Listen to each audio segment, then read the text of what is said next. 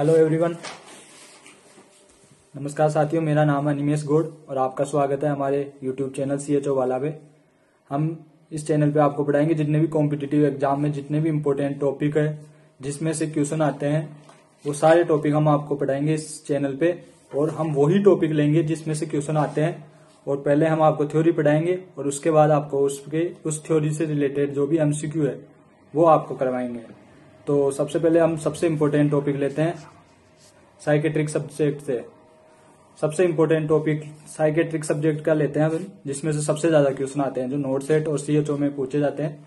तो सबसे important topic लेते हैं सिजोफ्रेनिया। तो सिजोफ्रेनिया से स्टार्ट करते हैं।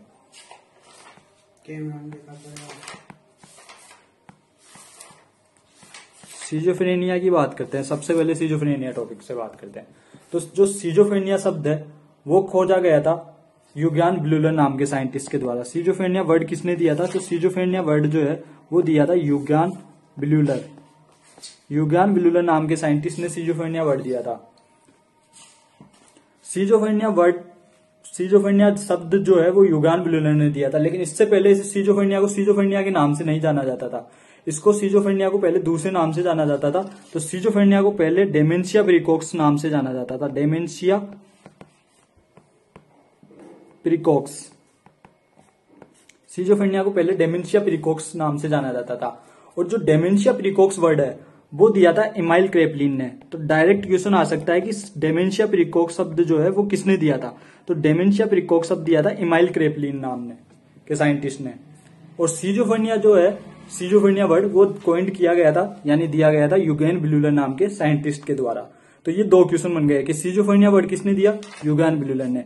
और डेमेंशिया प्रीकोक्स वर्ड किसने दिया? इमाइल क्रेपलिन ने। सिजोफ्रेनिया को पहले डेमेंशिया प्रीकोक्स के नाम से जाना जाता था। अब बात करते हैं सिजोफ्रेनिया के बारे में। इंट्रो की बात करें तो सिजोफ्रेनिया दो वर्ड से मिलकर बना है। एक तो है सीजो और एक है फ्रेनिक। सीजो मीन्स होता है सीजो का मतलब होता है स्प्लिट एंड फ्रेनिक का मीन्स होता है माइंड। यानी कि सिजोफ्रेनिया का मतलब होता है स्प्लिट इन माइंड, यानी कि माइंड के अंदर डिस्टर्बेंस हो चुका है, माइंड के अंदर डिस्टर्ब हो चुका है, माइंड पूरी तरीके से स्प्लिट हो चुका है, तो उससे सिजोफ्रेनिया के नाम से जाना जाता है। ये तो हो गया इसका इंट्रोडक्शन। अब सिजोफ्रेनिया की डेफिनेशन से बात करते हैं। डेफिनेशन की बात करें तो सिजोफ्रेनिया की सबसे पहले डेफिनेशन की बात करें तो schizophrenia it is not a disorder. ये कोई डिसऑर्डर नहीं है। सबसे पहली बात, it is not a disorder. ये डिसऑर्डर नहीं है। डिसऑर्डर का मतलब होता है कि जो डिजीज से बड़ा होता है वो डिसऑर्डर होता है। तो ये डिसऑर्डर तो नहीं है, लेकिन but it is a syndrome. ये सिंड्रोम है। सिंड्रोम जो होता है वो डिसऑर्डर से भी ज्यादा खतरनाक होता है। सिंड्रोम का मतलब होता है कि ग्रुप ऑफ सिम्टम्स जिसमें बहुत सारे सिम्टम्स पाए जाते हैं उसे सिंड्रोम बोलते हैं। तो सिजोफ्रेनिया कोई डिसऑर्डर तो नहीं है, लेकिन ये सिंड्रोम है। ये डिसऑर्डर से भी ज्यादा खतरनाक होता है सिजोफ्रेनिया। अब सिजोफ्रेनिया के अंदर होता क्या है? तो सिजोफ्रेनिया जो होता है वो एक सिंड्रोम है। इसके अंदर डिस्टर्बेंस हो जाता है। किस चीज के अंदर डिस्टर्बेंस होता है सिजोफ्रेनिया के अंदर? सिजोफ्रेनिया के अंदर डिस्टर्बेंस हो जाता है इन बेट के अंदर। बेट का मतलब होता है बिहेवियर के अंदर डिस्टर्ब हो जाता है। बिहेवियर जो होता है वो डिस्टर्ब हो जाता है। ऐसे अफेक्ट जो होता है वो डिस्टर्ब हो जाता है। अफेक्ट का मतलब मूड भी होता है। और थॉट जो होता है वो डिस्टर्ब हो जाता है। यानी कि सिजोफ्रेनिया के अंदर बिहेवियर जो होता है वो डिस्टर्ब हो जाता है, अफेक्ट या मूड जो होता है वो डिस्टर्ब हो जाता है, और थॉट जो होता है वो डिस्टर्ब हो जाता है। सिजोफ्रेनिया के अंदर बिहेवियर डिस्टर्ब हो गया, अफेक्ट डिस्टर्ब हो गया और थॉट डिस्टर्ब हो गया। तो अगर क्वेश्चन आए, सबसे पहले इंपॉर्टेंट बात है इसमें सारी चीज डिस्टर्ब हो चुकी है, लेकिन एक इंपॉर्टेंट चीज ये है कि सिजोफ्रेनिया डिसऑर्डर किसका है मेनली। तो सबसे पहले बात करें कि सिजोफ्रेनिया किसका डिसऑर्डर है, तो सिजोफ्रेनिया जो होता है वो थॉट का डिसऑर्डर है। अगर क्वेश्चन आए कि सिजोफ्रेनिया किसका डिसऑर्डर है, जैसे कि ऑप्शन में आए कि बिहेवियर का, अफेक्ट का, परसेप्शन का, थॉट का, तो थॉट टिक करना है। और ये क्वेश्चन आ रखा है नोट सेट के अंदर कि सिजोफ्रेनिया किसका डिसऑर्डर है। तो एक क्वेश्चन और अपना यहां से हो गया कि सिजोफ्रेनिया थॉट का डिसऑर्डर है। अब आगे चलते हैं। ये तो हो गई इसकी डेफिनेशन। अब बात करते हैं कोज एंड रिस्क फैक्टर क्या है। सिजोफ्रेनिया के रिस्क फैक्टर क्या है? सबसे पहले बात करें रिस्क फैक्टर। सबसे पहले बात करें सिजोफ्रेनिया का कोज या रिस्क फैक्टर क्या है। तो सिजोफ्रेनिया का कोज तो अननोन है, किसी को पता नहीं है कि सिजोफ्रेनिया किस कारण की वजह से होता है, लेकिन कुछ रिस्क फैक्टर है जो बताते हैं कि इन रिस्क फैक्टरों की वजह से सिजोफ्रेनिया इनके अंदर हो सकता है। जैसे कि बात करें सबसे पहले कि यदि बोथ पेरेंट्स, फैमिली हिस्ट्री की बात करें सबसे पहले, तो यदि बोथ पेरेंट्स को सिजोफ्रेनिया है, यानी कि जो दोनों पेरेंट्स है फादर और मदर उनको यदि सीजोफ्रेनिया है तो जो चाइल्ड है उसमें 40% चांस है सीजोफ्रेनिया होने के। यदि बोथ पेरेंट्स को सीजोफ्रेनिया है तो उनका जो चाइल्ड होगा उसमें 40% चांस है सीजोफ्रेनिया होने के। यदि वन पेरेंट्स को सीजोफ्रेनिया है तो 10% चांस है कि उनके चाइल्ड में सीजोफ्रेनिया होगा। यदि बोथ पेरेंट्स को सीजोफ्रेनिया है तो 40% चांस है कि उनके बच्चों में सीजोफ्रेनिया होगा। यदि एक पेरेंट्स या कोई भी फादर हो सकता है, मदर हो सकती है, उसमें सीजोफ्रेनिया है तो उसके बच्चे को चांस है कि 10% चांस है कि उसके बच्चे में सीजोफ्रेनिया हो सकता है। और यदि ट्वीन है, ट्वीन में भी यदि मोनोजाइगोटिक ट्वीन है, मोनोजाइगोटिक ट्वीन, तो जो उसका दूसरा बेबी है, यदि मोनोजाइगोटिक ट्वीन को सीजोफ्रेनिया है तो उसके साथ जो उसका दूसरा बेबी है उसको 50% चांस है कि उस दूसरे बेबी में भी सीजोफ्रेनिया हो सकता है। तो ये तो हो गए सीजोफ्रेनिया के कुछ रिस्क फैक्टर। और आगे रिस्क फैक्टर की बात करें तो एज ग्रुप की बात करें तो कौन कौन सी एज ग्रुप के अंदर सीजोफ्रेनिया हो सकता है। मोस्टली एज ग्रुप जो होती है सीजोफ्रेनिया की, मोस्टली सीजोफ्रेनिया 20 से 40 साल की एज ग्रुप में हो सकता है। 20 से 40 साल की एज ग्रुप के अंदर सीजोफ्रेनिया होने के चांस सबसे ज्यादा है। यदि देखा जाए तो 20 से 40 साल के जो एज ग्रुप होते हैं ना, उनमें सबसे ज्यादा रिस्क है कि सीजोफ्रेनिया हो सकता है। लेकिन यदि सीजोफ्रेनिया 40 साल के बाद यदि कोई पर्सन है और उसमें 40 साल से ज्यादा है और उसमें सीजोफ्रेनिया हो रहा है तो उससे बोलते हैं अपन late onset schizophrenia. Late onset schizophrenia या पैराफ्रेनिया के नाम से जाना जाता है उसे, पैराफ्रेनिया। ये एक सीजोफ्रेनिया का टाइप होता है, लेट ऑनसेट सीजोफ्रेनिया या पैराफ्रेनिया। मतलब कॉमनली सीजोफ्रेनिया जो होता है वो 20 से 40 साल की एज ग्रुप में होता है। लेकिन कुछ पर्सन ऐसे होते हैं जिनमें 40 साल की एज ग्रुप के बाद भी सीजोफ्रेनिया देखने को मिलता है, तो उसे अपन लेट ऑनसेट सीजोफ्रेनिया या पैराफ्रेनिया के नाम से जानते हैं। अब आगे चलते हैं और किस किस में चांस है कि सीजोफ्रेनिया हो सकता है। अब न्यूरोट्रांसमीटर की बात करते हैं। सबसे पहले भाई कौन से न्यूरोट्रांसमीटर की वजह से सीजोफ्रेनिया हो सकता है। तो न्यूरोट्रांसमीटर की बात करें तो यदि न्यूरोट्रांसमीटर की बात करें तो डोपामाइन का लेवल अगर बढ़ जाए, डोपामाइन जो न्यूरोट्रांसमीटर है उसका लेवल यदि ज्यादा हो जाए तो उस क्लाइंट में सीजोफ्रेनिया हो सकता है। यानी सीजोफ्रेनिया वाले क्लाइंट में डोपामाइन का लेवल बढ़ा हुआ होता है। और ये क्वेश्चन आता है कि सीजोफ्रेनिया के अंदर कौन से न्यूरोट्रांसमीटर का लेवल बढ़ा हुआ होता है। तो सीजोफ्रेनिया के अंदर डोपामाइन का लेवल जो होता है वो बढ़ा हुआ होता है, इंक्रीज होता है, एक्सेस लेवल होता है डोपामाइन का। इसके अलावा डोपामाइन के अलावा, डोपामाइन का तो होता ही है, और इसके साथ साथ सेरोटोनिन जो होता है, सेरोटोनिन, इसका लेवल भी बढ़ा हुआ होता है सीजोफ्रेनिया के अंदर। सीजोफ्रेनिया के अंदर दो न्यूरोट्रांसमीटर का लेवल बढ़ा हुआ होता है, एक तो डोपामाइन और एक सेरोटोनिन। मेनली यदि बात करें तो डोपामाइन का लेवल बढ़ा हुआ होता है। यानी कि अगर क्वेश्चन आए सीजोफ्रेनिया के अंदर कौन से न्यूरोट्रांसमीटर का लेवल बढ़ा हुआ होता है और ऑप्शन हो डोपामाइन, सेरोटोनिन, एसिटाइलकोलिन, गाबा और एक आंसर टिक करना हो तो डोपामाइन टिक करेंगे। सबसे ज्यादा लेवल जो होता है वो डोपामाइन का बढ़ा हुआ होता है। सेरोटोनिन का भी बढ़ता है लेकिन सबसे ज्यादा अगर प्रायोरिटी वाइज देखें तो डोपामाइन का लेवल सबसे ज्यादा बढ़ जाता है सीजोफ्रेनिया के अंदर। और यदि क्वेश्चन में ऐसा है कि सीजोफ्रेनिया के अंदर कौन से न्यूरोट्रांसमीटर का लेवल बढ़ा हुआ होता है, डोपामाइन ऑप्शन है, सेरोटोनिन बोथ, इनमें से कोई नहीं तो बोथ, प्रायोरिटी डोपामाइन का लेवल बढ़ता है। इसके अलावा सेरोटोनिन का भी बढ़ता है। इसके अलावा बात करें तो रिस्क फैक्टर में और कौन कौन से रिस्क फैक्टर है जिसमें सीजोफ्रेनिया होने के चांस ज्यादा है। तो जिसका सोशियो इकोनॉमिक स्टेटस लो होता है, low socio economic status, socio economic status जिसका कम होता है, यानी कि जिसका सोशियो इकोनॉमिक स्टेटस कम है उसमें भी सीजोफ्रेनिया होने के चांस ज्यादा है। जिसका सोशियो इकोनॉमिक स्टेटस कम है उसके अंदर भी सीजोफ्रेनिया होने का चांस ज्यादा है। तो ये कुछ रिस्क फैक्टर है। और बात करें जैसे कि मतलब स्टडी हुई है ये रिस्क फैक्टर में, जैसे कोई यदि कोई विंटर सीजन के अंदर जन्म बर्थ हो रहा है, किसी का विंटर सीजन में बर्थ हो रहा है तो इसमें भी सीजोफ्रेनिया होने के चांस ज्यादा होता है। इसका मतलब ये नहीं कि जो सारे विंटर में बर्थ हो रहे हैं उनके सबको सीजोफ्रेनिया होगा, ये नहीं है। ये कुछ स्टडी हुई है कि जिन जिनमें सीजोफ्रेनिया है उनका जन्म जो है वो विंटर के अंदर हुआ है। और जैसे लेफ्ट हैंडेड पर्सन हुए, लेफ्ट हैंडेड पर्सन के अंदर भी सीजोफ्रेनिया देखने मिला है। ये कुछ रिस्क फैक्टर है जिसमें सीजोफ्रेनिया होने का चांस सबसे ज्यादा होता है। एक बार वापस रिवाइज कर लेते हैं कि कौन कौन से रिस्क फैक्टर है, क्योंकि इनमें से क्वेश्चन बनता है। यदि बोथ पेरेंट्स को सीजोफ्रेनिया है तो उनके बच्चे को 40% चांस है कि उनके बच्चे को सीजोफ्रेनिया होगा। यदि वन पेरेंट्स को सीजोफ्रेनिया है तो उसके बच्चे में चांस है कि 10% चांस है कि उसके बच्चे में सीजोफ्रेनिया होगा। यदि मोनोजाइगोटिक ट्विन में एक बेबी जो है उसको सीजोफ्रेनिया है तो 50% चांस है कि दूसरे बेबी को भी सीजोफ्रेनिया होगा। इसके अलावा एज की बात करें तो एज में क्या नाम से 20 से 40 साल की एज ग्रुप जो है वो एक कॉमन रिस्क फैक्टर है जिसमें सीजोफ्रेनिया होने का चांस सबसे ज्यादा होता है। 20 से 40 या और यदि 40 साल के बाद की एज ग्रुप में भी अगर सीजोफ्रेनिया देखने को मिल रहा है तो उसे अपन लेट ऑनसेट सीजोफ्रेनिया या पैराफ्रेनिया के नाम से जानते हैं। इसके अलावा सबसे इंपॉर्टेंट क्वेश्चन जो नोट सेट में आ रखा है कि कौन से न्यूरोट्रांसमीटर का लेवल सीजोफ्रेनिया के अंदर बढ़ जाता है, तो डोपामाइन का लेवल जो होता है वो डोपामाइन का लेवल एक्सेस हो जाता है, बढ़ जाता है डोपामाइन का लेवल। सिजोफ्रेनिया के अंदर। इसके अलावा सेरोटोनिन का लेवल भी बढ़ता है। इसके अलावा लो सोशियो इकोनॉमिक स्टेटस, इसके अंदर सिजोफ्रेनिया का चांस जाता है। विंटर के अंदर कोई बच्चा जन्म लेता है, उसमें सिजोफ्रेनिया का चांस जाता है। लेफ्ट हैंडेड पर्सन में सिजोफ्रेनिया का चांस जाता है। ये सब है और ये रिस्क फैक्टर हो चुके हैं। अब टाइप्स की बात करते हैं कि कौन कौन से टाइप्स है सिजोफ्रेनिया के। मेनली तो 4 टाइप होते हैं सिजोफ्रेनिया के, बाकी और भी होते हैं लेकिन मेनली 4 टाइप होते हैं। सिंपल सिजोफ्रेनिया, हेपिफ्रेनिक सिजोफ्रेनिया,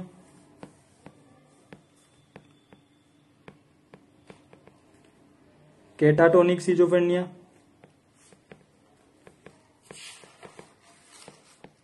और पैरानोइड सिजोफ्रेनिया। ये मेनली 4 टाइप होते हैं। सिंपल सिजोफ्रेनिया हो गया, हेपिफ्रेनिक सिजोफ्रेनिया हो गया, केटाटोनिक सिजोफ्रेनिया और पैरानोइड सिजोफ्रेनिया। अब बात करते हैं सब एक एक टाइप के बारे में। सबसे पहले बात कर लेते हैं हम सिंपल सिजोफ्रेनिया के बारे में। तो सिंपल सिजोफ्रेनिया के अंदर क्या क्या देखने को मिलेगा अपने को। सिंपल सिजोफ्रेनिया की बात करें तो सिंपल सिजोफ्रेनिया के अंदर मतलब एकदम सिंपल होता है ये सिजोफ्रेनिया। इस जो टाइप है सिंपल सिजोफ्रेनिया, इसका जो क्लाइंट होता है उसका बिहेवियर कैसा होगा, क्योंकि इसके अंदर डिस्टर्बेंस होता है बिहेवियर में, तो उसका बिहेवियर कैसा होगा। तो सिंपल सिजोफ्रेनिया के अंदर जो होता है ना वो विड्रॉल बिहेवियर देखने को मिलता है अपने को।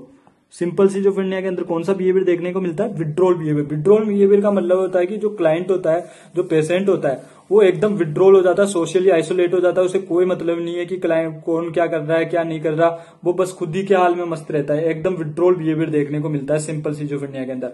इसके अलावा बात करें कि सिंपल सिजोफ्रेनिया के अंदर और क्या क्या होता है, तो सिंपल सिजोफ्रेनिया के अंदर एज ग्रुप की बात करें तो मोस्टली तो सारे सिजोफ्रेनिया 20 से 40 साल के एज ग्रुप में होता है, लेकिन सिंपल सिजोफ्रेनिया यंग एज के अंदर देखने में मिलता है अपने को। यंग एज का मतलब होता है कि सिंपल सिजोफ्रेनिया यंग एज में देखने में मिलता है।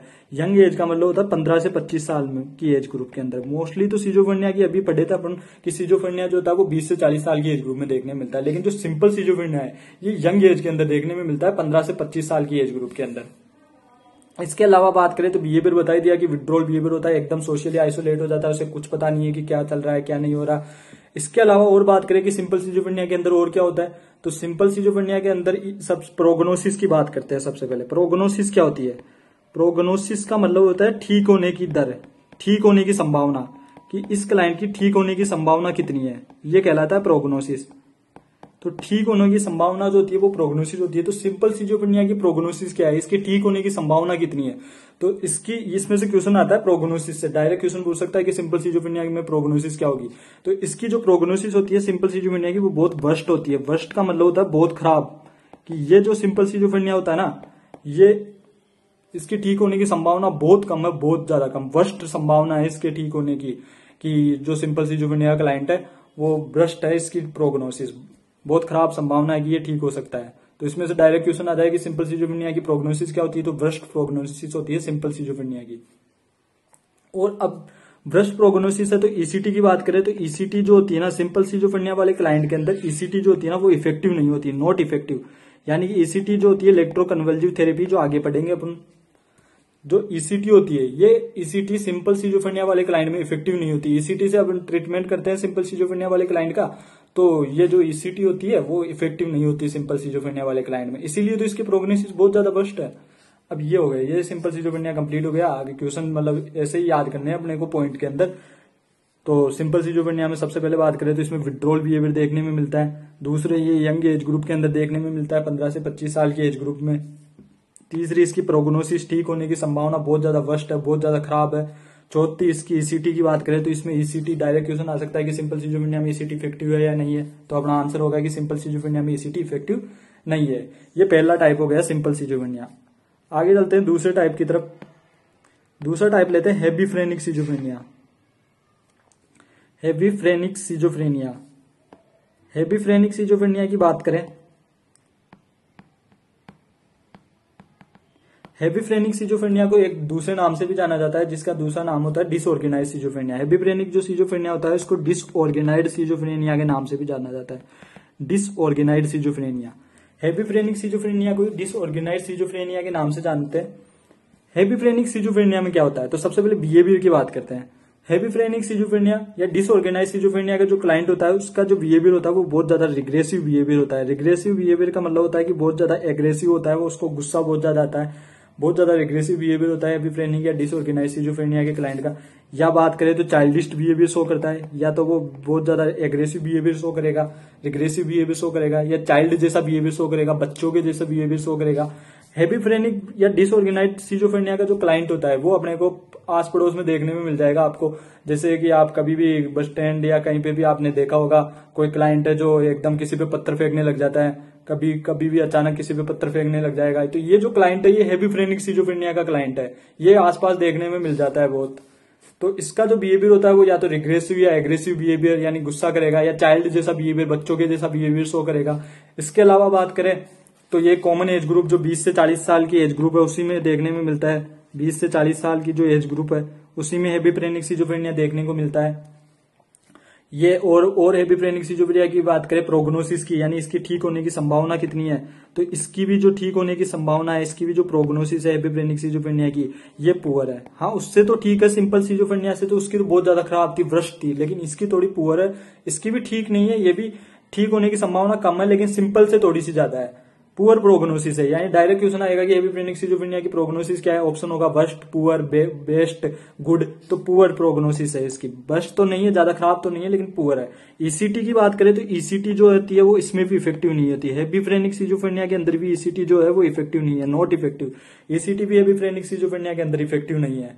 तो हेबीफ्रेनिक या डिसऑर्गेनाइज्ड सिजोफ्रेनिया हम पढ़े जो इसमें रिग्रेसिव या चाइल्डिश बिहेवियर देखने को मिलता है, सबसे पहली बात। दूसरी, कॉमन एज ग्रुप जिस 20 से 40 साल की एज ग्रुप जो उसमें हेबीफ्रेनिक या डिसऑर्गेनाइज्ड सिजोफ्रेनिया देखने को मिलता है। तीसरी बात, इसकी प्रोग्नोसिस जो है वो पुअर है, सिंपल से तो ठीक है लेकिन बहुत पुअर ही है, मतलब ज्यादा ठीक भी नहीं है, सिंपल से ठीक है बस। चौथी, ईसीटी की बात करें तो ईसीटी इसमें भी सिंपल सिजोफ्रेनिया के जैसे इफेक्टिव नहीं है। अब चलते हैं तीसरे टाइप की तरफ। तीसरा टाइप है पैरानोइड सिजोफ्रेनिया। पैरानोइड सिजोफ्रेनिया की बात करें तो पैरानोइड सिजोफ्रेनिया के अंदर कैसा बिहेवियर देखने को मिलेगा, सबसे पहली चीज तो पैरानोइड सिजोफ्रेनिया के अंदर परसिक्यूटरी बिहेवियर देखने को मिलेगा। परसिक्यूटरी बिहेवियर जो होता है वो देखने को मिलता है पैरानोइड सिजोफ्रेनिया के अंदर। परसिक्यूटरी बिहेवियर का मतलब होता है शक करने की आदत। ये जो क्लाइंट होता है वो दूसरों पे शक करता है। जैसे कोई हस्बैंड है, उसको पैरानोइड सिजोफ्रेनिया है तो वो उसकी वाइफ पे शक करेगा कि उसकी वाइफ का किसी के साथ अफेयर चल रहा है, ये इसको शक करेगा। ऐसा कुछ है नहीं, लेकिन उसको शक करने की आदत है। इसको पैरानोइड सिजोफ्रेनिया के अंदर वो शक करता है, परसिक्यूटरी बिहेवियर देखने मिलता है। परसिक्यूटरी बिहेवियर का मतलब ये होता है कि शक करता है वो। उसके बाद बिहेवियर के बाद बात करें तो एज ग्रुप, वो इसकी भी कॉमन एज ग्रुप है, 20 से 40 साल की एज ग्रुप में देखने में मिलता है पैरानोइड सिजोफ्रेनिया भी। तीसरी बात करते हैं अपन इसकी प्रोग्नोसिस। पैरानोइड सिजोफ्रेनिया की कैसी प्रोग्नोसिस है, इसकी जो ठीक होने की संभावना है, इसकी जो प्रोग्नोसिस है वो गुड है, अच्छी है। जो पैरानोइड सिजोफ्रेनिया का क्लाइंट होता है इसकी प्रोग्नोसिस गुड है, ये जल्दी ठीक हो जाता है सिंपल और हेबीफ्रेनिक सिजोफ्रेनिया के कंपेयर में। और इसके अंदर जो ईसीटी होती है, जो इलेक्ट्रोकन्वल्सिव थेरेपी होती है, ये इफेक्टिव होती है। अभी पढ़ा था आपने सिंपल सिजोफ्रेनिया और हेबीफ्रेनिक सिजोफ्रेनिया में ईसीटी इफेक्टिव नहीं थी, लेकिन पैरानोइड सिजोफ्रेनिया में ईसीटी जो होती है वो इफेक्टिव होती है। तो पैरानोइड सिजोफ्रेनिया में तीन चीजें पढ़े कि इसमें जो परसिक्यूटरी बिहेवियर देखने को मिलता है, शक करने की आदत होती है पैरानोइड सिजोफ्रेनिया वाले क्लाइंट को। इसकी जो ठीक होने की संभावना है वो गुड है, अच्छी है, अच्छी संभावना है, तो इसमें ईसीटी भी इफेक्टिव है। ये चीजें पढ़ने को मिली। अब बात करते हैं लास्ट टाइप की, केटाटोनिक सिजोफ्रेनिया। केटाटोनिक सिजोफ्रेनिया की बात करें सबसे पहले तो केटाटोनिक सिजोफ्रेनिया भी वही 20 से 40 साल की एज ग्रुप के अंदर देखने को मिलता है। केटाटोनिक सिजोफ्रेनिया के अंदर क्या देखने को मिलेगा, तो केटाटोनिक सिजोफ्रेनिया की सबसे पहले तो इसकी प्रोग्नोसिस देख लेते हैं। तो इसकी प्रोग्नोसिस जो होती है केटाटोनिक सिजोफ्रेनिया की, वो सबसे ज्यादा बेस्ट होती है। सबसे ज्यादा अगर कोई ठीक हो सकता है ना तो वो केटाटोनिक सिजोफ्रेनिया है। यानी कि केटाटोनिक सिजोफ्रेनिया वाला क्लाइंट है वो सबसे जल्दी ठीक होगा, और जितने भी क्लाइंट थे अपने सिंपल हेबीफ्रेनिक, पैरानोइड वाला भी ठीक होगा, लेकिन उससे भी ज्यादा ठीक जल्दी जो ठीक होगा ना वो केटाटोनिक सिजोफ्रेनिया वाला क्लाइंट होगा। इसकी प्रोग्नोसिस सबसे ज्यादा बेस्ट है। डायरेक्ट क्वेश्चन आएगा कि कौन से सिजोफ्रेनिया की प्रोग्नोसिस बेस्ट है, तो केटाटोनिक सिजोफ्रेनिया की प्रोग्नोसिस बेस्ट है। हम डायरेक्ट आपको क्वेश्चन बता रहे हैं, जैसा क्वेश्चन आएगा वैसा ही थ्योरी में पढ़ा रहे हैं। इसके बाद एमसीक्यू की क्लास लेंगे, जैसे ही थ्योरी की कंप्लीट होगी उसके बाद एमसीक्यू स्टार्ट कर देंगे, तो आपको पता चलेगा कि कैसे कैसे क्वेश्चन आते हैं। एक बार टॉपिक पूरा हो जाए उसके बाद एमसीक्यू स्टार्ट करेंगे। तो केटाटोनिक सिजोफ्रेनिया की जो प्रोग्नोसिस थी वो बहुत बेस्ट प्रोग्नोसिस है। उसके बाद दूसरा स्टार्ट करें प्रोग्नोसिस के बाद ईसीटी। तो ईसीटी आपको बताया कि ईसीटी का क्या होगा, तो ईसीटी इसमें इफेक्टिव होगी क्योंकि इसकी प्रोग्नोसिस सबसे बेस्ट है, तो इसकी ईसीटी जो है वो इफेक्टिव होगी। इसके अंदर ईसीटी जो होती है वो सबसे ज्यादा इफेक्टिव होती है केटाटोनिक सिजोफ्रेनिया के अंदर।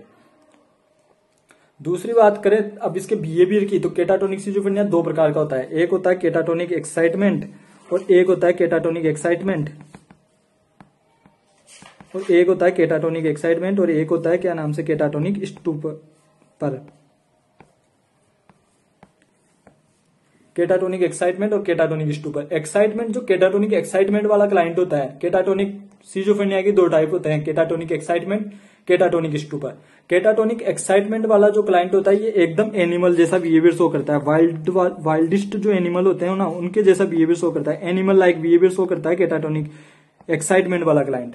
ये जो क्लाइंट होता है ना ये हार्म कर सकता है, ये खुद को भी नुकसान पहुंचा सकता है, सेल्फ को भी हार्म कर सकता है, खुद को भी नुकसान पहुंचा सकता है, एंड अदर पर्सन जो इसके आसपास जो पर्सन है उसको भी नुकसान पहुंचा सकता है। एक्साइटमेंट में रहता है केटाटोनिक एक्साइटमेंट वाला क्लाइंट, ये एकदम एनिमल लाइक बिहेवियर शो करता है जिसमें ये खुद को नुकसान पहुंचा सकता है या फिर इसके पास जो भी क्लाइंट जो भी पर्सन है उसको भी नुकसान पहुंचा सकता है, दोनों को नुकसान पहुंचा सकता है। ये स्टूपर वाला क्लाइंट जो होता है वो एकदम म्यूटिज्म होता है। म्यूटिज्म का मतलब होता है कुछ भी बात नहीं करता, किसी से कोई बात नहीं करता, लैक ऑफ स्पीच पाई जाती है इसके अंदर, स्टूपर वाले क्लाइंट के अंदर।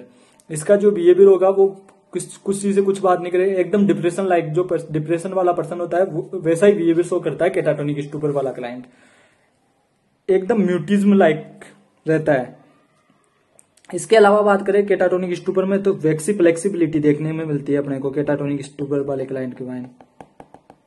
वैक्सी फ्लेक्सिबिलिटी क्या होती है, ये इंपॉर्टेंट टॉपिक है, कभी कभी डायरेक्ट क्वेश्चन आ जाता है कि वैक्सी फ्लेक्सिबिलिटी जो होती है वो क्या होता है, डायरेक्ट आ जाता है वैक्सी फ्लेक्सिबिलिटी क्या होती है। तो वैक्सी फ्लेक्सिबिलिटी का मतलब होता है कि क्लाइंट जो होता है ना जिस पोस्चर में रहता है, जिस पोजीशन में रहता है ना उसी पोजीशन को मैं अपने आप को मेंटेन करके रखता है। जैसे उसने हाथ ऐसे कर लिया तो वो ऐसे ही अपना हाथ जो है वो ऐसा ही रखेगा, एकदम अपना हाथ जो है वो ऐसा ही रखेगा, चाहे 12 घंटा हो जाए चाहे 24 घंटे हो जाए, उसका हाथ जो है ऐसा का ऐसा ही रहेगा एकदम, इसको बिल्कुल न वो चेंज करेगा न रखेगा, भले ही हाथ दुखने लग जाए, उसके हाथ में पेन होने लग जाए तो भी वो अपना हाथ ऐसा का ऐसा ही रखेगा। इसे बोलते हैं वैक्सी फ्लेक्सिबिलिटी। तो जो स्टूबर वाला क्लाइंट होता है वो एकदम म्यूटिज्म रहता है, लैक ऑफ स्पीच पाई जाती है उसमें। वैक्सी फ्लेक्सिबिलिटी जो होती है वो देखने में मिलती है केटाटोनिक स्टूपर वाले क्लाइंट में। और डिप्रेशन जैसे डिप्रेशन के अंदर सिम्टम्स होते हैं वैसे वैसे सिम्टम्स केटाटोनिक स्टूपर में देखने में मिलते हैं। एक टेस्ट करते हैं अपन, लोराजेपाम टेस्ट। ये नोटसेट लाइक क्वेश्चन है लोराजेपाम टेस्ट, ये सीएचओ में नहीं पूछते कि लोराजेपाम टेस्ट क्या होता है। ये लोराजेपाम टेस्ट नाम से एक टेस्ट होता है, लोराजेपाम टेस्ट। लोराजेपाम टेस्ट ये केटाटोनिक एक्साइटमेंट और स्टूपर के लिए करते हैं कि केटाटोनिक एक्साइटमेंट का पेशेंट है या केटाटोनिक स्टूपर का पेशेंट है, उसके लिए करा जाता है लोराजेपाम टेस्ट। ये नोटसेट लाइक क्वेश्चन है। अब ये टाइप हो गए पूरे जो कि अपन ने पढ़े थे। सबसे पहले सिंपल सिजोफ्रेनिया के बारे में पढ़ा था कि विड्रॉल बिहेवियर देखने को मिलता है। सबसे इंपॉर्टेंट है कि इनमें बिहेवियर क्या होता है और इनकी प्रोग्नोसिस क्या होती है, यही क्वेश्चन आता है। तो सिंपल सिजोफ्रेनिया में विड्रॉल बिहेवियर देखता है, एकदम सोशली आइसोलेट हो जाता है। प्रोग्नोसिस की बात करें तो प्रोग्नोसिस में उसकी जो प्रोग्नोसिस है वो बहुत ज्यादा खराब होती है, वर्स्ट प्रोग्नोसिस होती है। इसके बाद बढ़े थे हेबिफ्रेनिक डिसऑर्गेनाइज्ड वाला सिजोफ्रेनिया, जिसमें क्या नाम से रिग्रेसिव एग्रेसिव चाइल्ड जैसा बिहेवियर शो करेगा और इसकी जो प्रोग्नोसिस होती है वो पुअर प्रोग्नोसिस होती है। तीसरा पैरानोइड सिजोफ्रेनिया, जिसमें परसिक्यूटरी शक करने की आदत होती है और इसकी प्रोग्नोसिस की बात करें तो गुड प्रोग्नोसिस होती है। फिर लास्ट केटाटोनिक सिजोफ्रेनिया, जिसमें पढ़े प्रोग्नोसिस इसकी सबसे बेस्ट प्रोग्नोसिस होती है। केटाटोनिक सिजोफ्रेनिया सबसे जल्दी सही होता है, ईसीटी इसके अंदर इफेक्टिव होती है। और उसके बाद इसके दो टाइप पढ़े, एक्साइटमेंट जिसमें एनिमल लाइक बिहेवियर शो करेगा, खुद को हार्म पहुंचा सकता है, दूसरे को हार्म पहुंचा सकता है। और तीसरा जो है वो इसी का टाइप दूसरा स्टूपर, जिसमें म्यूटिज्म डिप्रेशन जैसे पेशेंट के जैसे शो करेगा। वैक्सी फ्लेक्सिबिलिटी एक जैसा पोस्चर मेंटेन, वैक्सी फ्लेक्सिबिलिटी अभी बताया था कि एक जैसा पोस्चर मेंटेन कर लिया, सेम वही पोस्चर जो है वो मेंटेन करके रखेगा। इसके अलावा लोराजेपाम टेस्ट बता दिया कि लोराजेपाम टेस्ट जो है वो स्टूपर और एक्साइटमेंट में डिफ्रेंशिएट करने के लिए करते हैं। अब बात करते हैं इसकी टाइप्स हो गए। अब बात कर लेते हैं टाइप्स के बाद इसके सिम्टम्स की। सिम्टम्स सबसे इंपॉर्टेंट है।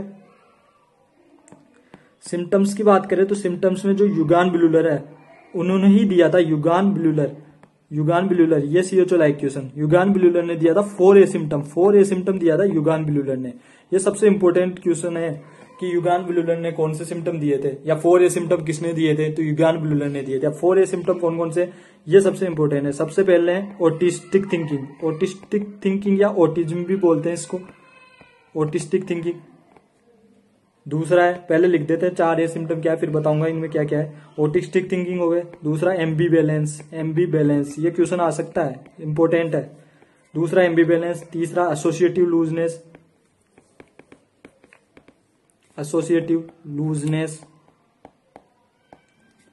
और चौथा 4A सिम्टम क्या है, अफेक्ट इनअप्रोप्राइट।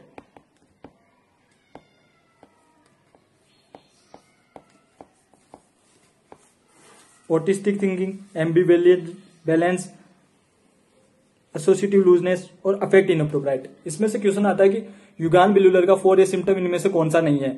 जैसे क्वेश्चन ऑप्शन दे दिया, autistic thinking, ambivalence, associative looseness और एपैथी। तो एपैथी जो है वो इसका 4A सिम्टम नहीं है, ये याद रखना बहुत जरूरी है, ये सबसे इंपॉर्टेंट क्वेश्चन है। Autistic thinking, ambivalence, associative looseness और अफेक्ट इनअप्रोप्राइट। अब होता क्या है, ऑटिस्टिक थिंकिंग का मतलब होता है कि ऑटिस्टिक थिंकिंग जो होता है ना, इसमें क्लाइंट को कुछ पता नहीं होता है, वो सोशल आइसोलेट रहता है, उसको कुछ पता नहीं है, आप उसको बुला रहे हो, उसको कोई मतलब नहीं है, उसको वो खुद की दुनिया में मस्त रहता है, उसे बोलते हैं ऑटिस्टिक थिंकिंग। तो पहला हो गया ऑटिस्टिक थिंकिंग, मतलब सोशली आइसोलेट, उसको कोई मतलब नहीं है। दूसरा होता है एम्बिवेलेंस। एम्बिवेलेंस का मतलब होता है दो अपोजिट फीलिंग होती है सेम पर्सन के लिए, सेम सिचुएशन में, सेम प्लेस पे। इसका मतलब होता है जैसे एक पर्सन है, उसके बारे में उस क्लाइंट को एकदम से आएगा कि ये पर्सन एक मतलब गुड और बैड दोनों थिंकिंग आ जाएगी। कभी तो वो एक टाइम पे एक ही जगह पे वो सोचेगा कि ये पर्सन जो है वो बहुत बढ़िया है, और उसी टाइम उसका दूसरा विचार आएगा यार ये पर्सन तो बहुत खराब है। तो ये जो है एम्बिवेलेंस है, दो फीलिंग आती है, दो अपोजिट फीलिंग आती है उस पर्सन को, सेम पर्सन के लिए आती है और सेम सिचुएशन में और सेम प्लेस पे आती है। तो ये हो गया एम्बिवेलेंस। तीसरा होता है एसोसिएटिव लूजनेस। एसोसिएटिव लूजनेस में लूजनिंग ऑफ एसोसिएशन होता है, उसका जो थॉट होता है उसका जो सेंटेंस बोलता है उसमें वो लूजनिंग हो जाता है।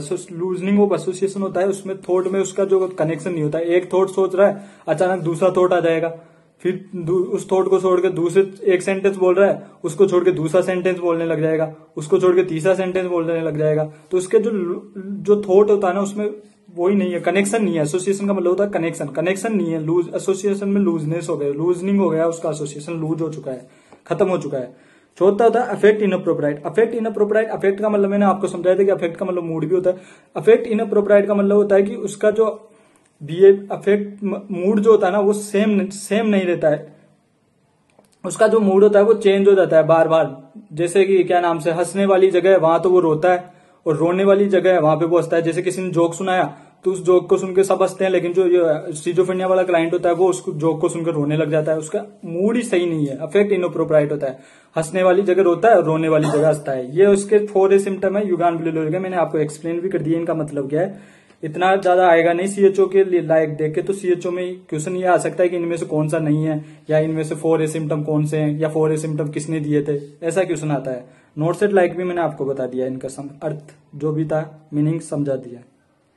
अब सिम्टम्स की बात करें तो एक दो प्रकार के सिम्टम्स और होते हैं सिजोफ्रेनिया के अंदर ही, और ये टाइप भी बोल सकते हैं इनको, अदर टाइप के अंदर आते हैं। दो प्रकार के टाइप होते हैं सिजोफ्रेनिया के, एक होता है टाइप फर्स्ट सिजोफ्रेनिया और एक होता है टाइप सेकंड सिजोफ्रेनिया, या इसको बोल देते हैं अपन पॉजिटिव सिम्टम।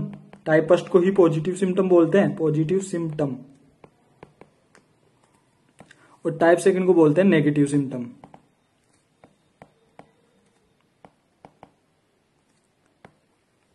अब इनमें डिफरेंस क्या है, टाइप फर्स्ट सिजोफ्रेनिया या टाइप सेकंड सिजोफ्रेनिया बोल सकते हैं, या पॉजिटिव सिम्टम सिजोफ्रेनिया के, या नेगेटिव सिम्टम बोल सकते हैं सिजोफ्रेनिया के। पॉजिटिव सिम्टम में वही सिम्टम आएंगे जो कैटाटोनिक एक्साइटमेंट में थे, यानी कि सारे एक्साइटमेंट वाले सिम्टम। या आपने पढ़े होंगे जैसे कि क्या नाम से, हेल्यूजिनेशन, ये बाद में पढ़ेंगे अपन की, हेल्यूजिनेशन डेल्यूजन ये क्या होते हैं। ये डायरेक्ट सिम्टम बता रहा हूं मैं अभी आपको कि सिम्टम्स है, ये पॉजिटिव सिम्टम है। डायरेक्ट क्वेश्चन आ सकते हैं कि पॉजिटिव सिम्टम कौन सा है, पॉजिटिव सिम्टम इनमें से पॉजिटिव सिम्टम कौन सा नहीं है, ऐसे क्वेश्चन आ सकते हैं। तो हेल्यूजिनेशन, डेल्यूजन, ये जो है ये सब पॉजिटिव सिम्टम है। इसके अलावा कैटाटोनिक एक्साइटमेंट वाले जितने भी हो गए, या violent behaviour, hallucination, delusion, excitement, violent, ये सब पॉजिटिव सिम्टम होते हैं। नेगेटिव सिम्टम की बात करें तो नेगेटिव सिम्टम में अभी पढ़ा था अपन ने, स्टूपर हो गए, यानी कि चुपचाप बैठा रहेगा, लैक ऑफ स्पीच होगी, वैक्सी फ्लेक्सिबिलिटी हो गया, वैक्सी फ्लेक्सिबिलिटी, ये भी एक प्रकार का नेगेटिव सिम्टम है। तो क्वेश्चन आता है तो वो यही आता है कि इनमें से कौन सा पॉजिटिव सिम्टम है, कौन सा नेगेटिव सिम्टम है। तो जितने भी नेगेटिव पॉजिटिव सिम्टम है उसमें एक्साइटमेंट वाले आएंगे, और नेगेटिव सिम्टम में जो चुपचाप बैठा रहेगा वो नेगेटिव सिम्टम्स के अंदर आएंगे, जैसे स्टूपर हो गया, वैक्सी फ्लेक्सिबिलिटी हो गया, और एपैथी हो गया, एपैथी हो गया। इसके अलावा क्या नाम से, एलेक्स्थाइमिया हो गया, लैक ऑफ इमोशंस हो गए, ये सब जो होते हैं वो नेगेटिव सिम्टम आते हैं। अब इंपॉर्टेंट चीज ये है कि पॉजिटिव सिम्टम जो होते हैं ना, क्वेश्चन आएगा तो ये आएगा कि पॉजिटिव सिम्टम में सीटी स्कैन और एमआरआई कराते हैं, सीटी स्कैन कराते हैं और एमआरआई कराते हैं। तो जो पॉजिटिव सिम्टम होते हैं उनके अंदर सीटी स्कैन और एमआरआई जो होती है ना वो एकदम नॉर्मल आती है, या टाइप फर्स्ट जो सिजोफ्रेनिया है उसके अंदर सीटी स्कैन एमआरआई नॉर्मल आती है, जबकि टाइप सेकंड या जो नेगेटिव सिम्टम होते हैं उसमें सीटी स्कैन और एमआरआई जो होती है वो एब नॉर्मल आती है। दूसरी बात करते हैं इनकी प्रोग्नोसिस यानी जो ठीक होने की संभावना की, जो अभी पढ़े थे। तो जो पॉजिटिव सिम्टम्स होते हैं उनके अंदर जो ठीक होने की जो संभावना होती है ना प्रोग्नोसिस, वो गुड होती है, ये जल्दी ठीक होते हैं। और जो नेगेटिव सिम्टम्स होते हैं उनकी जो ठीक होने की, या टाइप सेकंड सिजोफ्रेनिया, उनकी जो ठीक होने की प्रोग्नोसिस है वो पुअर होती है। अब बात करते हैं इनके ड्रग्स की, ट्रीटमेंट की। तो ट्रीटमेंट की बात करें तो ट्रीटमेंट इनमें कौन कौन सा ट्रीटमेंट देंगे, तो ट्रीटमेंट में इसमें याद रखने की जरूरत है आपको पटना याद रखना है अपने को। पटना मतलब पॉजिटिव सिम्टम्स जो होते हैं ना उनमें देते हैं टिपिकल एंटीसाइकोटिक,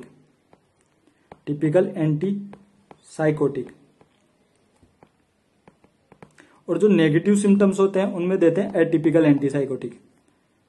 यानी कि नेगेटिव सिम्टम में देंगे अपन, ड्रग्स आती है एंटीसाइकोटिक दवाई देते हैं क्योंकि ये एक साइकोटिक कंडीशन है सिजोफ्रेनिया, तो इसमें अपन एंटीसाइकोटिक देते हैं। लेकिन एंटीसाइकोटिक भी दो प्रकार की होती है, टिपिकल और एटिपिकल एंटीसाइकोटिक। तो किसमें टिपिकल देंगे किसमें एटिपिकल देंगे, तो आपको याद रखने की जरूरत है इसमें पटना से याद रखेंगे कि पॉजिटिव सिम्टम में टिपिकल एंटीसाइकोटिक देते हैं और नेगेटिव सिम्टम में एटिपिकल एंटीसाइकोटिक देते हैं। ये भी क्वेश्चन आ सकता है डायरेक्ट कि पॉजिटिव सिम्टम में कौन सी साइकोटिक एंटीसाइकोटिक देते हैं और नेगेटिव में कौन सी देते हैं। तो पटना से याद हो जाएगा कि पॉजिटिव में टिपिकल एंटीसाइकोटिक देते हैं और नेगेटिव में एटिपिकल एंटीसाइकोटिक देते हैं।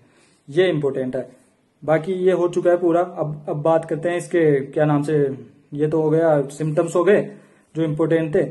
अब इसके सबसे इंपॉर्टेंट बात करते हैं एक ट्रीटमेंट की बात करते हैं हम। ट्रीटमेंट की बात करते हैं तो ट्रीटमेंट में सबसे बड़ी बात अपन ने अभी पढ़ा था, एंटीसाइकोटिक देंगे। एंटीसाइकोटिक ड्रग जो है वो देंगे, एंटीसाइकोटिक ड्रग देंगे। एंटीसाइकोटिक ड्रग में बता दिया पटना के हिसाब से कि पॉजिटिव सिम्टम में टिपिकल एंटीसाइकोटिक, नेगेटिव सिम्टम में एटिपिकल एंटीसाइकोटिक देंगे। इसके अलावा दूसरी क्या देंगे, ईसीटी देंगे, इलेक्ट्रोकन्वल्सिव थेरेपी देंगे, जो कि अभी पढ़ा था, जिसमें से क्वेश्चन आता है।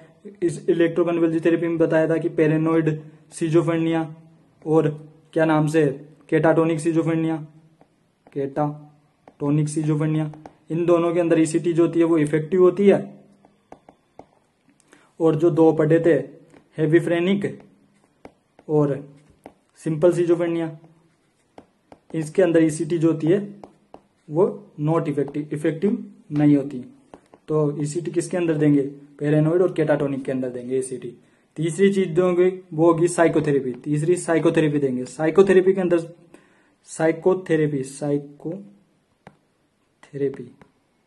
साइकोथेरेपी के अंदर देते हैं इसके अंदर cognitive behaviour therapy, CBT, cognitive behaviour therapy. ये सबसे बेस्ट साइकोथेरेपी है जो अपन सिजोफ्रेनिया वाले क्लाइंट को देते हैं, सीबीटी, कॉग्निटिव बिहेवियर थेरेपी। ये सारी चीजें तो हो गई कि क्या नाम से ट्रीटमेंट हो गया। एंटीसाइकोटिक ड्रग देंगे, ईसीटी देंगे जो भी पैरानोइड और केटाटोनिक के अंदर जो इफेक्टिव है, हेविफ्रेनिक और सिंपल सिजोफ्रेनिया जो है उसमें इफेक्टिव नहीं है। इसके अलावा साइकोथेरेपी देंगे। साइकोथेरेपी में भी कौन सी देंगे, कॉग्निटिव बिहेवियर थेरेपी। ये आ सकता है कि उसमें कौन सी साइकोथेरेपी देते हैं सिजोफ्रेनिया में, कॉग्निटिव बिहेवियर थेरेपी देते हैं, इस नाम से आता है ये कॉग्निटिव बिहेवियर थेरेपी जो होती है वो देते हैं सिजोफ्रेनिया के अंदर। इसके अलावा बात करें एक इंपॉर्टेंट क्वेश्चन जो नोट सेट के अंदर आया था, नोट सेट कौन से 765 नोट सेट 5 के अंदर आया था, या नोट सेट 5 के अंदर आया था ये क्वेश्चन कि सिजोफ्रेनिया वाले क्लाइंट की एज जो होती है ना वो कितनी कम हो जाती है। यानी कि सिजोफ्रेनिया वाले, अगर किसी पेशेंट को सिजोफ्रेनिया हो गया, किसी भी क्लाइंट को सिजोफ्रेनिया हो गया तो उसकी उम्र कितनी कम हो जाएगी। जैसे वो 50 साल जीता तो अब वो 50 साल नहीं जिएगा, वो और कम हो जाती है। तो ये नोट सेट 5 के अंदर क्वेश्चन आया था। और ये जो उम्र होती है ना, ये 15 से 25 साल जो होती है ना वो कम हो जाती है। 15 से 25 साल एज जो होती है ना वो कम हो जाती है सिजोफ्रेनिया वाले क्लाइंट में। यानी कि वो क्लाइंट सिजोफ्रेनिया का जो कि क्या नाम से 100 साल जीता, यदि कोई नॉर्मल पेशेंट 100 साल जीता और उसको यदि सिजोफ्रेनिया हो गया तो अब वो 15 से 25 साल जो है वो कम जिएगा। यानी कि वो 75 साल ही जिएगा या फिर वो 80 साल जिएगा। तो ये 15 से 25 साल जो उसकी एज है वो कम हो चुकी है सिजोफ्रेनिया डिजीज होने की वजह से। तो ये अपना टॉपिक सिजोफ्रेनिया कंप्लीट हो चुका है। अब इसके एमसीक्यू है जो अपन अगली क्लास में करेंगे सिजोफ्रेनिया के एमसीक्यू, क्योंकि टाइम नहीं है अपने पास, अभी 1 घंटे से ज्यादा क्लास हो जाएगी भी। तो सिजोफ्रेनिया का आपका कैसे लगा ये टॉपिक आप बताइएगा, कमेंट करिएगा, जिससे हम और अच्छा कंटेंट लाने की कोशिश करेंगे जो आपके CHO not set level railway ये एग्जाम क्लियर कराएगा। जितना हो सका मैंने बहुत अच्छा कंटेंट देने की कोशिश की है, लेकिन हम और अच्छा कंटेंट लाने की कोशिश करेंगे। तो आज के लिए बस इतना ही, मिलते हैं अगले वीडियो में।